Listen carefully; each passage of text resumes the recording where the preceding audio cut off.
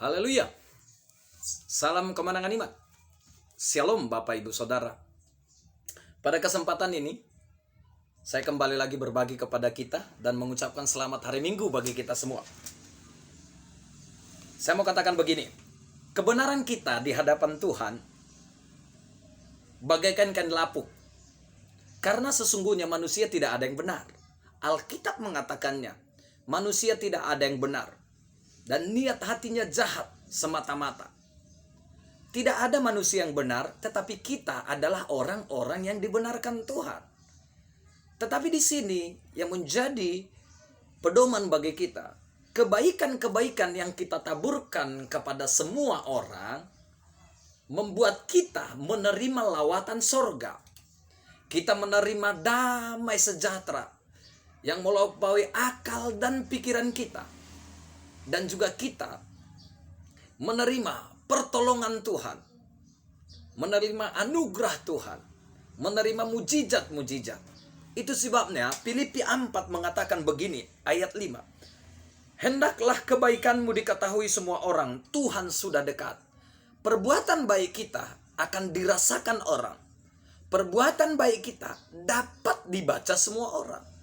Dan Injil yang hidup itu adalah perbuatan baik yang berasal dari hati tanpa memikirkan embel-embel.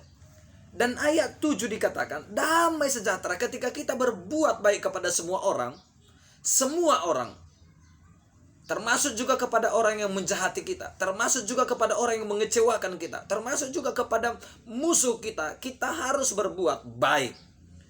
Maka ayat 7-nya, alhasil apa yang dikatakan? Damai sejahtera Allah yang melampaui segala akal akan memelihara hati dan pikiran di dalam Kristus Yesus. Maka ayat 8 dikatakan demikian. Jadi akhirnya, saudara-saudara, semua yang benar, semua yang mulia, semua yang adil, semua yang suci, semua yang manis, semua yang sedap didengar, semua yang disebut kebajikan dan patut dipuji, pikirkan semua itu. Arti memikirkan di sini adalah menindakkan, melakukan, menginterferensikan kepada semua orang dan juga memberikan, mengalirkan kebaikan-kebaikan kepada semua orang.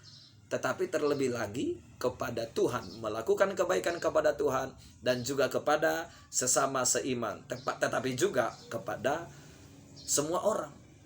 Nah, Bapak Ibu Saudara, mari kembali kita bersama untuk berbuat kebaikan tanpa harus memandang bulu, melakukan kebaikan-kebaikan.